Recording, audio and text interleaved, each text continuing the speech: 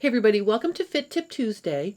I apologize that I'm coming to you today a day late this week on Wednesday because I've had a crazy busy schedule for the past little while and I am just getting myself back on track here. So I apologize for that. I did spend some time in South Carolina with an ASG group doing stretch jeans, and I have to say it was so nice to travel to a group and get in the same room with them. I mean, we took precautions. We had our masks and our social distancing, but it was very, very nice, and we all had a really good time. Everybody finished by 3 o'clock the second day. I was really excited. So I had two questions come through from subscribers this week, and I wanted to answer them both. So if you get my newsletter, or if you don't get my newsletter, I'll put a link to it in the video below. I put a tutorial in there showing how to adjust your pant leg for a prominent calf. And the question was, can I use the adjustment that I showed last week for a prominent inner knee to fix a prominent calf? So I have the answer. I compare the difference and the similarities between a prominent inner knee and a prominent calf in that tutorial, and then I show how to adjust the pattern if you need to make more room for your calf. So check that out. I'll put the link to my newsletter in the description below. And then consider subscribing to it, because every month I will, tell you what I'm up to, have an exclusive tutorial and other fun stuff. So make sure you check that out. And then I had a second question from another subscriber about converting stretch and sew patterns that have drop shoulders back to a standard sleeve or a set-in sleeve. Now, I love talking about stuff like this because it's again pattern work and geeking out, and working on a pattern draft. All right, so I thought it would be fun to show you what a drop shoulder draft looks like and how it starts from a sloper with a set-in sleeve. So in front of me here I have just a basic drop shoulder pattern. Now typically drop shoulder patterns are also oversized in their ease through the body as well. Now that's not always the case, but a lot of times when you extend the shoulder to create a drop shoulder, the ease is also increased. So the sleeve itself is not set into an armhole. The armhole just becomes a straight line that you continue the sleeve to. And what I have in front of me here is the front and back stacked on top of each other, and I have a few dashed lines here. The green and red dashed lines are showing that if you'd like less ease in your sleeve or a less full sleeve, you can create more of an angle from the horizontal black line at the top here. So the green version would be a little less full than the black outline, and then the red sleeve would be a little bit more fitted from the green.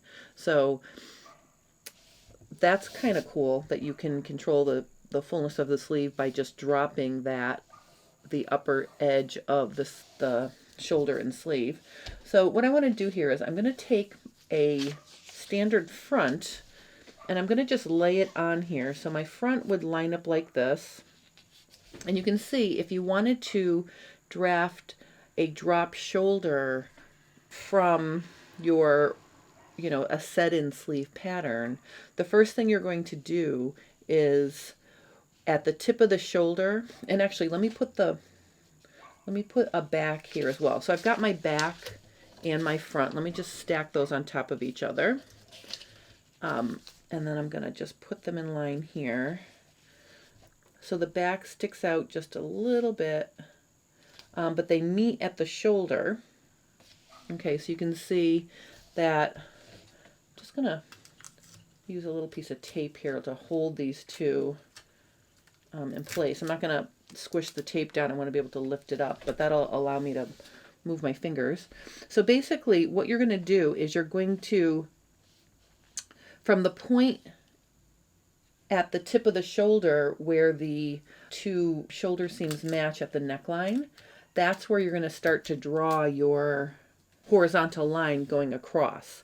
And basically, this can be, 12, 14 inches from the base of the neck to where you decide to draw your new armhole. So this part right here that I'm sort of scribbling in yellow, this is going to be where the sleeve is attached. So I printed out the sleeve section. So just so you can see, that's what the sleeve is.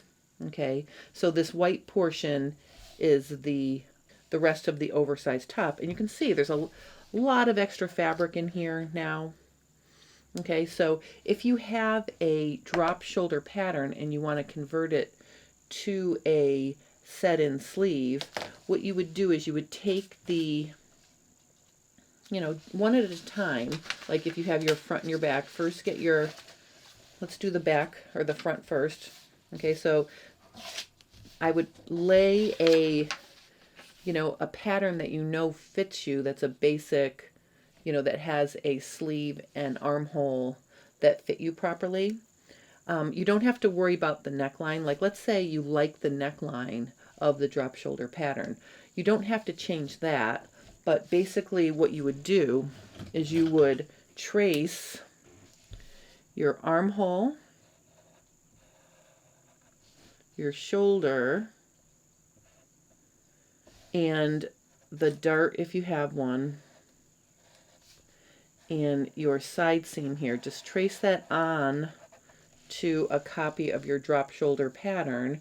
So when I lift this off, you can see now I have my front traced on like this. Now you can decide if you like the fullness at the bottom of the drop shoulder and your goal is really just to get rid of all of this in here, get your shoulder and your armhole and the top here, and then if you want to bring it back out, and still have the fullness, you can do that. And then if you have a unique neckline or something, you can leave the neckline as is. You don't have to trace the neckline. You just want to use your set-in sleeve pattern that fits you to get that armhole and dart and top of your side seam here so this part fits properly. And then you can do the same thing for the back. So let me get another one here. So here's a second copy, and I would do the exact same thing here. I would lay my back on top of my back drop shoulder pattern. I'm just going to put a little piece of tape here to hold it. And I would just trace that off.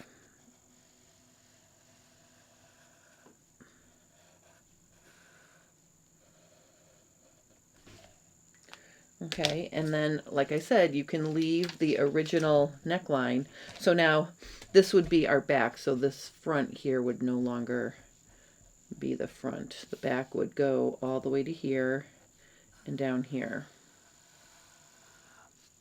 So now we've got our new front and back. And again, if you wanted to bring it out for the fullness, you could do that. This is how you would get your front and back adjusted from a drop shoulder. And then you would just use the sleeve that goes with that pattern, with that armhole. So now we've got our front, our back, and our sleeve for a set-in sleeve. So that's how you would adjust a drop shoulder pattern, sort of draft it back into a set-in sleeve pattern. It's really helpful if you have a sloper or a top that fits you, so you can just trace off those sections. But then, keep in mind that you can then play with what's going on in the lower section of the body of the front and back and make it a similar style by keeping that as similar as possible. Okay, so that's how you adjust your drop shoulder pattern back into a set-in sleeve pattern. If you have any questions, please post those below and I will help you. On Friday, we are going to do a fun accessory project, literally ripped out of the pages of Vogue magazine. And if you'd like to prep for this, and sort of start thinking about the design of it. I'm going to be using batik cottons. I'm going to be using some cotton batting and maybe some of my Basel fusible foam. Okay, so I'm going to have the Basel fusible foam. It's the foam I use to support the beach tote that I made a few months ago. I'm going to use cotton batting, and I'm going to be using batik fabrics. So if you'd like to sort of start thinking about those supplies, maybe have some of that on hand so you can start, planning your project with me on Friday. It's an accessory, and I saw it in Vogue, and I just thought it would be fun to make. So we will be having a Vogue moment together on Friday during FabFit Friday, and I hope you join me for that. I hope you enjoyed this little Fit Tip Tuesday on Wednesday, and thank you so much for watching.